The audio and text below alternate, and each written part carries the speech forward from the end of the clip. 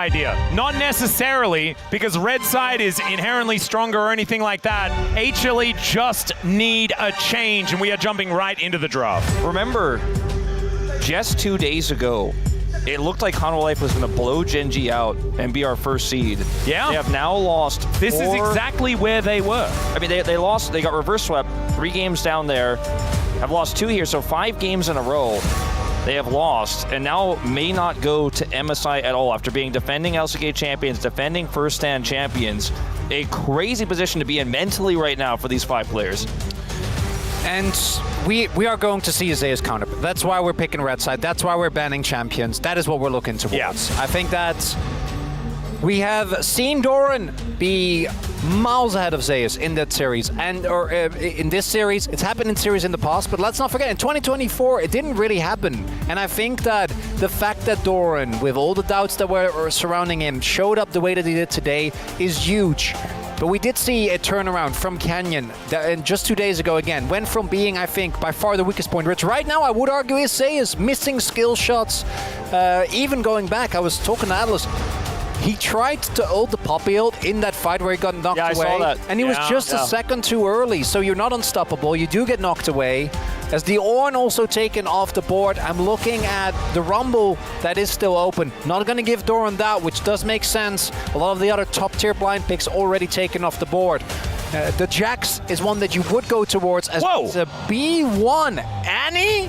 Okay, T1. Well, it certainly, suits the same story you've been telling, is Faker being a setup guy, a facilitator, and, the ability to just drop tibbers on people and mess up a team fight is very flexible. You can run several different types of drafts with this, so it doesn't really show anything here, and I feel like given the champ pools and the bans on the Talia and the Azir, it makes a lot of sense.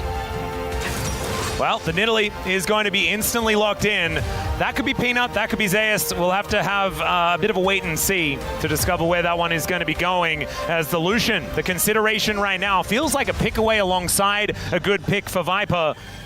Leaves a lot still left up though, especially if Oner wants to get his hands on something, although of course the Nidalee can still be in jungle. I do like it. I think that T1 is looking towards Nocturne. Oner really prioritizes the Nocturne. Nocturne Annie is a devastating combo. Oh, but instead, the Zyra Rakan, a classic obviously here for Guma and Keria. So easy to follow up on a Tibber stun with both of these champions, whether it's a Feather pullback or the knockup and charm coming from Rakan. So you have insane engage here. It's a very low range composition, but you're playing into right now this Lucian. The Nidalee spears can be an issue. We knew the Braum was going to come through here.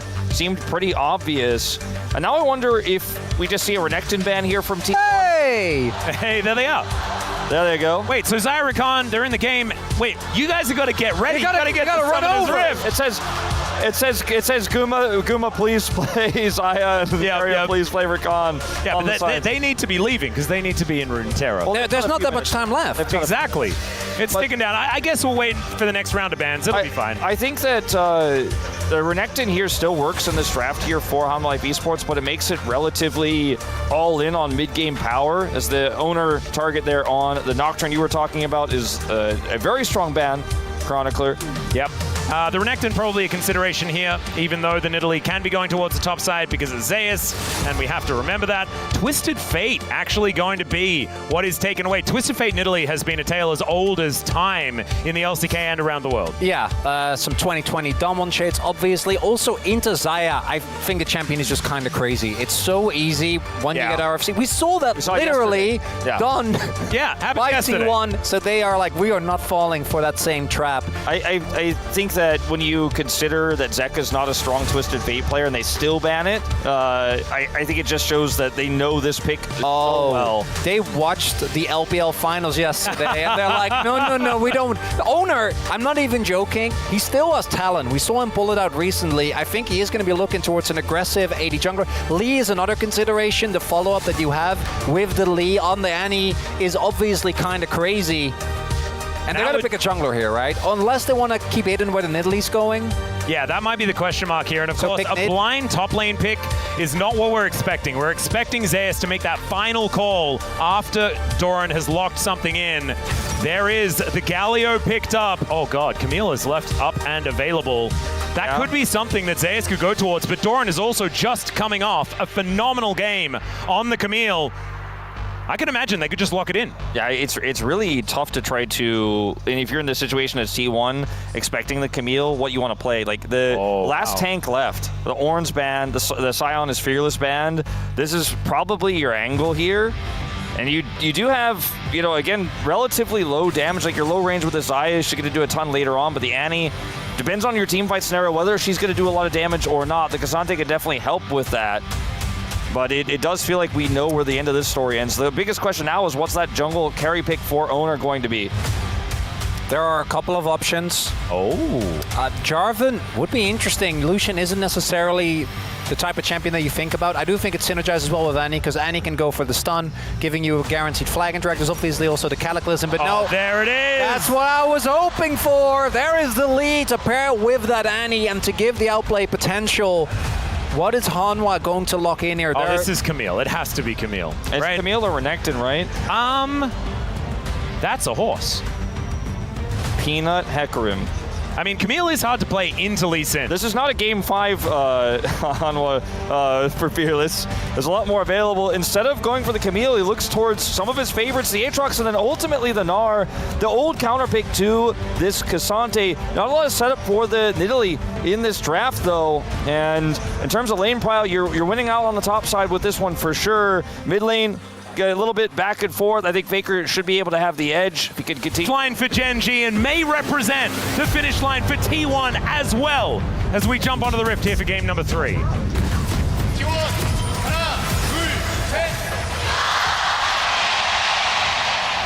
미니언 생성까지 30초 남았습니다. Hanwha fans trying to be as loud as possible, but the T1 fans obviously drowning them out still here at the Sujic Indoor Gymnasium. And what we thought could have been a new era of a new dominant LCK team in Hanwha. You know, sure, they didn't win the World Championship, but won their last domestic title, won LCK Cup, won first stand. Might be cut short right here. After being one game away from going to MSI, Hanwha Life Esports may just simply not go there, and no road for this squad. It'll just be Gen G T1 again. Oh, yeah. And we have to address it as well. I think that BLG's regular season, not that great. G2's regular season, not that great. They're both already locked in for MSI, guys. I just want to put it out there. I know it's something that we often talk about, and it's just the glow up. This T1 is just not the same one we saw in the regular season. And in hindsight, it kind of feels obvious. We always put up the possibility, but the fact that it actually happens, and through the back of Doran is not something I necessarily expect. I mean, I'm very personally, you know, close to thinking T1 might have been able to do it. Remember, I predicted them in regular season at the end. I was very incorrect. They did not beat Hanwha in that final match. I thought maybe T1 had passed them. Perhaps they needed BO5 domestic crowd, you know, live event Doran to get it done. But T1 are just looking super clean. They have such a good read on the meta right now. And it's great to see, you know, more depth here in our LCK. But if you're a Hanwha fan, you're hoping you can stop that momentum. And it goes both ways, because as much as T1 have leveled up, I'm also not used to seeing Hanwha just straight up miss skill shots, the light missing lances. There's a lot of fighting here. Yeah, heals going to be thrown out here on both sides. Both of these AD carries taking the brunt of the damage here. Zeka and Faker fighting it out here in the mid lane. The Galio versus Annie matchup is not one I'm super familiar with, but should be something that should be fine for both of these players. Viper fairly low here. Yeah, Gumayusi actually getting so much from the Gleaming Quill. Getting all of that health back. Did drink his potion, of course, but Viper is really, really struggling here in this lane right now. This Gnar is so important in this draft. I want to talk about it for a second because we had, remember, the consideration of Peanut playing something completely different. You know, it might not have been Hecarim, might have just been a funky hover, but playing the Nidalee top into the K'Sante would have given you a lot of lane pressure, but this comp doesn't have that much damage, right? I mean, it's a Galio. If you play the Nidalee top, your team fighting gets a little bit weaker. And so now Peanut is so important in this draft on this Nidalee to be able to hit spears later on for controlling objectives. That range advantage is really only him. And if your Lucian falls super far behind in lane, things could be really disastrous. As Doran aggressive. Yep, the hop does come on through as Doran down below 100 health. The hyper proc comes in, but Zeus, oh no! The transformation happens at exactly the wrong time. Still, Peanut is going to be here as Doran underneath the turret, not hit by the spear. And the wave crashes. They don't know where anyone is on the map, and they do not go any further. And with the shield, I don't know if it would have been enough, but it definitely would have been extremely close. Could have been the opportunity, but as you highlight, he just transformed at just the wrong moment. Just one more auto. Just one more, as we do see the kill picked up for Zeus. The early lane playing out the way it has, but that has not been a problem for Doran. I feel like a lot of the early laning phases have been Zeus favored, but then he's able to effortlessly bounce back. Part of that is also as we keep going back to Oner. This man does so much lifting for the team, both in the fights as well as in the lane setups and the dive that they continuously fight. Yeah, great pounce there from Peanut to get himself out of the way, just harassing Keria and Oner out of the jungle and trying to set up something here as the 2v2 has ensued on the other side. That is going to continue here. You can see Viper still pretty far behind as this early laning phase has been all about Gumayusi and Keria. This is obviously one of their most successful combinations of champions. They've used this to great effect many, many times. We'll see whether it is going to continue like this. So far, so good here for the T1 bottom lane. We do have Peanut in the area, but remember, he is Nidalee, so with no CC, I don't think he'll be able to offer anything here in defense of this lane. Would have been nice if there was a dive coming for him to be there, but Oner does not carry his clearing.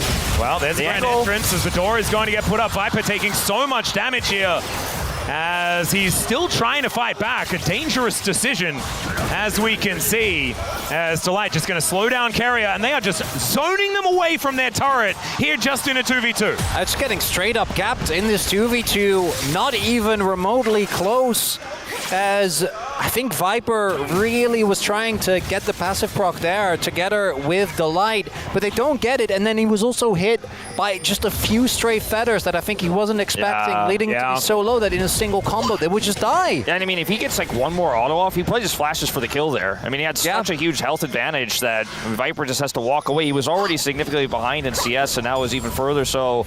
And now just going to send Xayah back to the bottom lane here. And this is going to be Peanut clearing vision on this dragon, but they have no idea beyond the pit where anyone is. And so starting this is certainly not going to happen now for Hanwha. Yep, the heroic entrance is now online as Zeka does hit that level 6, so he can augment some of these side lanes. They might need to overload if they're going to get something done, as there is the Justice Punch to come in. Faker going to get taunted up as the Spear will connect as well. Tibbers goes down, but here the Cavalry has arrived. Sonic Wave goes wide. Zeka just a slight sidestep there. The listing lazily to the left, once again working out beautifully here on the LCK stage. But T1 still happy to play defense in this moment. Might be what they need, though. I like this continued trading from Oner because with the burst that Annie has, it's hard to get the trade back on her, even though her health is low. And this means that Faker still gets to stay in lane, even though his health bar is so low, and they get prio on the dragon, whereas Delight just decides to peace out. Does have the TP, but I think with the slow TP, I don't know if they can contend. Peanut's on the other end of the map, so they're clearly deciding to let this go, and that's another dragon going to T1. See, Delight uses his TP to come down here with Viper, but they can't do anything to this dragon. And like you said, it's just insane how much control over dragon T1 has had this entire 3 sets of games, or set of 3 games, I should say. Oh, Doran, nice sidestep there, as we can see, as the Mega Gnar just uses the R button because you may as well in this matchup. I don't think Doran's going to be dying just yet. It's a decent wall up there as Zeus is continuing to throw skills at the Cassante, but he's got the steel caps. He's looking like he's feeling okay. As Zeka moving down towards the bottom side, and Viper will be parked in mid, at least for now. 700 gold is the lead here for Gumayusi. So much of this has been him on the receiving end of all of the positives from this early game. And that's no jungle intervention. There were no ganks, there were no dives being threatened. It was just straight up 2v2 domination, and feels like even with the increase in form that we saw of Guma in particular, but even Keria to a certain extent, I think he was a lot more inconsistent during the regular season, even though he's still at the highs. But them just Gapping like this, I think, is unexpected. That's the worst. That is not what they were looking for here, as HLE still with an opportunity to fight for this one, as we've got top laners battling before this all starts. Gumayusi and Oner in position on these grubs, as Keria able to grand exit from this one. Zeus moving back towards his teammates, but he's going to have to crash his way out of this, and it looks like that is what's going to happen. And there is the objective, just going over to T1 for free. Yet another one, tick it off. The timing on this, where they are able to get the second grub without using smite and then just be able to secure the third one for free. Faker on that flank angle, they knew he was in the brush. They just could not collapse because he's got flash timbers.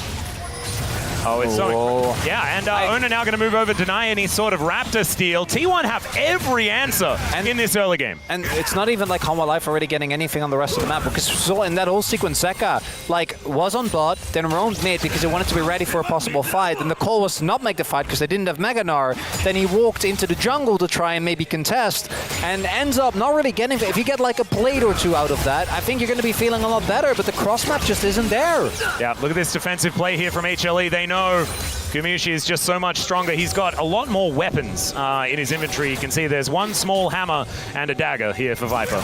Delight's level 4. I just now ticked over, but he's basically a full level behind. Same for Viper. Keria about to hit that quickness as well. Just needs, there it is. I mean, they're just going to zone him off another wave. Like, otherwise, I mean, good luck defending this dive. Well, there is that quickness that goes in, gets the charm onto Delight, who's kicked away. But here's the heroic entrance. Gumayusi with the Feather Storm, though, and he holds Zeka in place. The Winds of War come down, and the Sonic Wave is going to miss. That would have been a dead Zeka there, a dead gargoyle underneath the turret, and it might still be, as Keria not quite with the amount of damage, but the feathers get recalled, and here comes Faker. He finds the angle. There's another Pyroblast. It could be a triple for the Annie as Tibbers looks to clean up, and it's in fact the Blind Monk that gets it in the end. 4 for nothing here for T1 in this early game, and Zeus is also taking damage from Doran. That's got to be a backbreaker. Like, there is just no way. There's no way. Because right before this, I was going to say, I mean, at least you got a gold lead for the counter matchup. You gave Zeus. At least you got the Snar. And if Peanut can stabilize in this game, you can have some poke. You can play around objectives. But, I mean, this is just a bottom 2v2 setup where, again, Guma pushes it in and they have so much agency. Zeus looking for something back here on the bottom lane. He has to. Yeah, let's see has whether to he can try. find it. TP, though. Teleport is going to come in. Doran goes all out and doesn't get CC'd from the Gnar. Zeus looking to try and get himself out of here, as there is the wallop. It's Keria that comes in, and there's the Q charged up. Doran wanting a little bit more. The flash does come through as Zeus gets the transformation. The turret's getting aggressive. Zeus still trying to get out of here, but it does not work. And Doran picks up the kill. Once again, T1 are schooling Hanwha Life Esports all over the map. And it feels like at this point the sweep is imminent. We were hopeful that maybe something could happen, as we're going to see a replay of that topside play. It's just a disaster across the board. It looks like initially maybe there's a chance to turn it around with Zeka, with Zeka coming in. That's the first Feather recall. Viper's ult goes into Narnia, just like some of the spears you're about to be seeing. And even though the members of Hanwha are here, they're already so far behind. And here comes the Annie. Finds the two-man stun.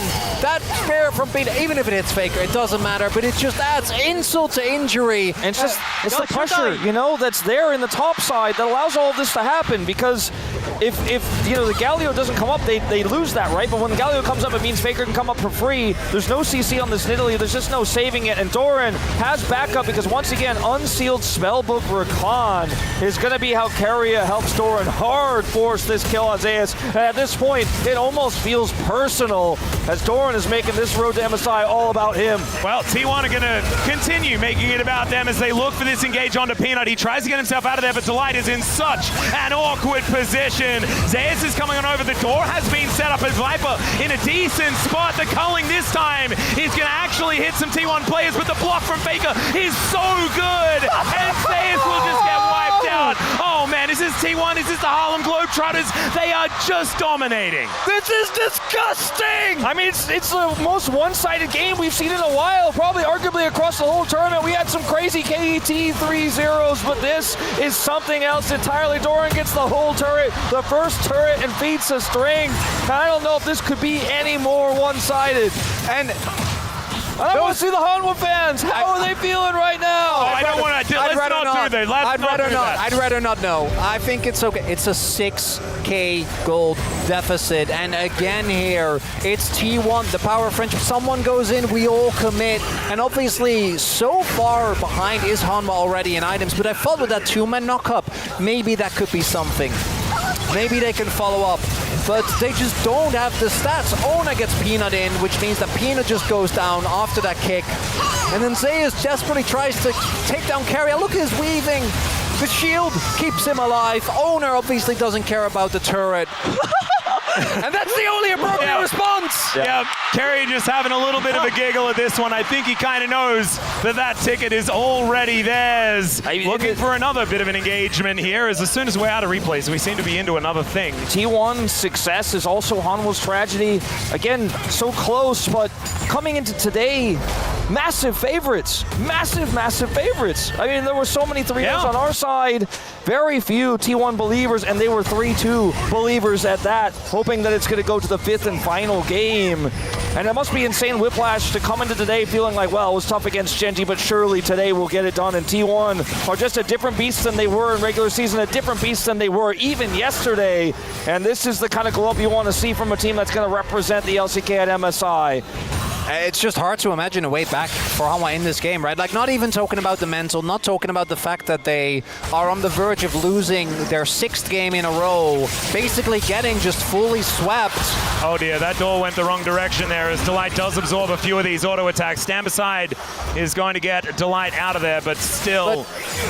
You're a short-range comp. Like, how are you ever going to retake any controller? You need to get down and dirty to get anything done, and the items just aren't there. And who sets up the Galio ults? You know, how do you find your way in? It's like that. Yeah, here's the flash forward. That's what Delight is looking for, as they do get the Feather Storm out from Gumayusi. That's exactly what HLE want. Now there's a clock. Now they need to figure out how to get on top of Guma and make something happen. But I mean, I feel like they are so far behind, and yeah, there's Cleanse, there's Flash. Thanks for showing me there, Chronicler. There is still answers here, and he's got a 2,000 gold lead. The wallet advantage also going to be helpful. All you got to do is just ult that there and you're fine. As even this is desperation. Yeah, I mean, this is Zeka being able to push Faker away. He's, of course, got the Molten Shield and now has a bear. Going to make this one a little bit unfair towards the bottom side of the map as the Winds of War come down. But I don't know whether Zeka can even win this. Oh he my God. discovers that as well as he flashes. Terminates it! It's too much! Where's the mercy rule? Yeah, oh God. And I wanted a good series today. And for me, that meant T1 showing up. I didn't quite mean it like this. I didn't expect to get the bad series because T1 showed up a little too much. I feel like you opened the door for T1 to show up and Hanwha Life Esports just left. We may have monkey pawed this one a little bit. I think that is the important thing to note. Hanwha were the favorites today, but if you had come in and you told guys, T1 clutched it, it was a 3-2, Hanwha got close, but it wasn't enough, it was the T1 magic. I don't think that would have really surprised any of us. That's why Degon predicted that. Yeah, no? and I think it was Coco as well, right? That makes sense. T1 just out of nowhere, and it is out of nowhere, let's be very real. They lost 2-0 to this team. Not, what, was it 2 weeks ago? Yeah, about 2 weeks ago. It is just insane, and it needs to be the credit, because we always talk about T1. We know that 4 out of these 5 players are reigning world champions, 2-time. There's also the reigning LCK champion, Kruglord Doran, which I feel like we need to give him the credit. He is the defending champion, and it was on this team that he's facing right now. Yep. And the defending world champion that's on the other side isn't quite getting it done as Keria goes in. Oner there as well, finds the kick to get the double knock up.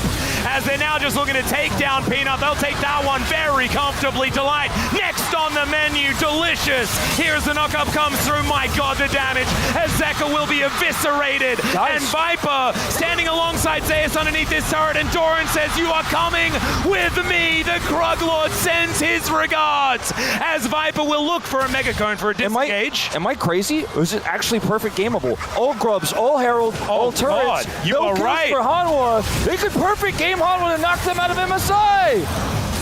Oh, that is absurd. Okay, Zeus is just going to get taken down under this turret unceremoniously.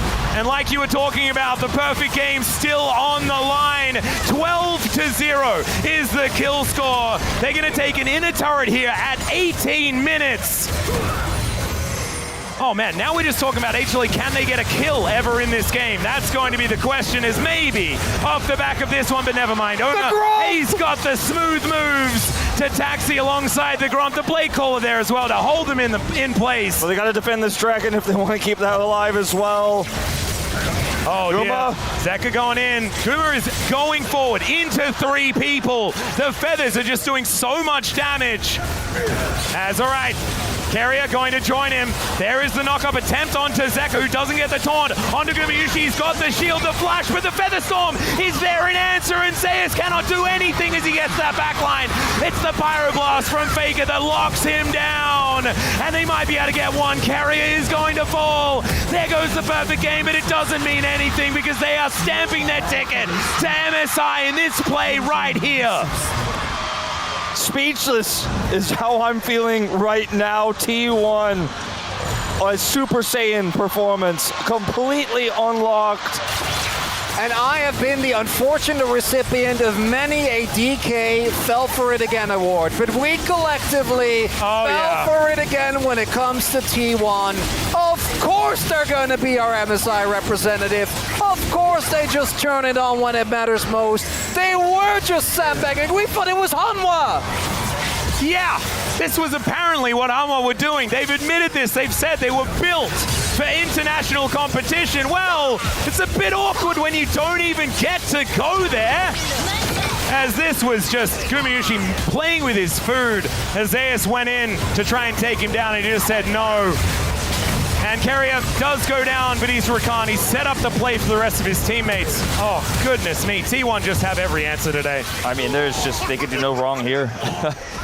This is one of the most one-sided games I've ever seen in a best of 5 in professional play here in Korea. It's just nearly a perfect game. As mentioned, just that one kill stops the perfect here for T1, but how can you even say composed on the stage here as Hanwha, considering all the circumstances around this almost qualification for them? Is bye-bye. Is just going to run towards Faker. The all-out from Doran just says, nope, no Mega Cone for you, sir. As in goes Keria, finds them all in that back line. As the Galio comes down, but he just gets booted out of the rift entirely. Zeus now just trying his very best to hop his way out. Don't mind me, everyone. The minion as died! the Sonic Wave goes wide. But I still think he's just being escorted to the death chamber, ladies and gentlemen. Doran tanking up this turret momentarily. The grand entrance holds him in place, and now the base is going to get broken. Gumayusi going to test his mettle against the Otacon. And yeah, T1 are able to do whatever they want, whenever they want, until they decide that it's time to pick up that ticket. He doesn't win this. I don't think he does. I mean, I'm pretty invested in this one right now. As he might be out, I don't know what he can cleanse. Yeah, he's look at the plays, look at the moves. Gumayusi! That was soloing an Otacon, everyone. That's what that was. It was he did manage to get that one done. Didn't necessarily need to, but he did. Everyone's had a role to play in this series, and I think Faker, who was the most quiet of the 5, has 0 deaths in this game and has been such a strong facilitator. I've seen Guma steal objectives before, but I feel like this is a new level. Okay, this is too much. Oh my goodness. I wasn't sure he was going to get it. I was on the side. Oh no, I was worried. I mean, that was the only we're not really sure whether they'll get it moment that we've had so far in this game. Oh yeah, that was the first moment of uncertainty. Yeah, as we get the replay, of course. We need some preview here. As yeah, you saw that Oner was coming on over trying to grab it, and he said, "Yeah, I won." And he did. And if he didn't, would it really matter? No, not really. But it's getting some revenge for his teammates. As Doran, remember, he lost that same battle on the bottom side of the map against a different camp, but still. A clearly stronger one. It's some revenge. It's Delight. Oh, God, the Braum just taking so much damage here as Doran throws Zeka into the wall. He's not quite as tanky as he really wants to be right now. Still cannot tank 4 members of HLE, but it does not matter. He's just zoning. We thought the turret goes down. We thought the era of Genji T1 might have been over. We finally had a new champion. We finally had a new challenger in summer, but T1 still won the world championship and weren't able to make it to first stand. But they're putting their stamp on the MSI ticket, saying we are still able to hang with the best. We are still up there with Genji. We are a top 2 team in the LCK. They're going to earn it here. Yeah, that was actually very cute by Oner. Peanut wanted to hop over there, and he was like, "Let me help you," as he kicks him back towards his base.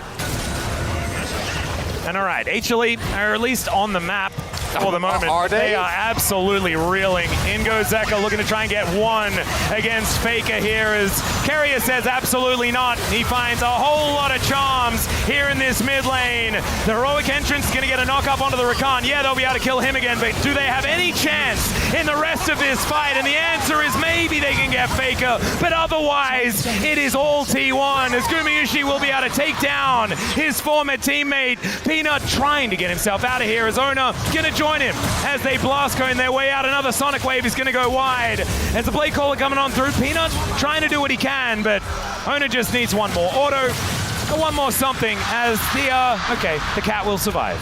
He gets out, but I don't know if he feels happy right now about it, Atlas. And yeah, we can do the yakety sax, I think, a little bit here. I'm confident he doesn't. I'm willing to take that bet. Zeka, they know, right? Like, they probably knew after the topside play. The emotes are flying, but Hanwha life. Yeah, the sad B. Oh, no, not the sad B.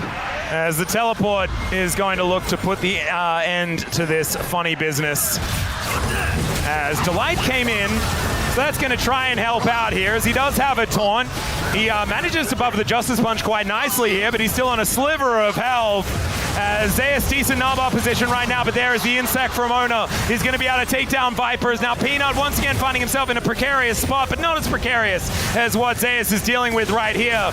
It's a cute little Gnar, and he might be able to keep himself alive for a little bit longer, but T1 are still just messing with them. As finally the Sonic Wave is going to connect, and Oner collects another kill. Delight puts up the door. He's got a flash, but he doesn't have a chance to use it, and now T1, with so many members of HLE out of this game right now, they're going to look to take down an inhibitor and get this first Nexus turret taken down as well. 26-3, 8 turrets to 0, no objectives for Hanwha in this final game. And I had a line prepared about denying golden roads and things like that. I just don't think it's relevant. T1 were just so damn good today. It didn't even look like Hanwha Life Esports turned up. They'll take down the Nexus, and T1 will stamp a deserved spot at MSI.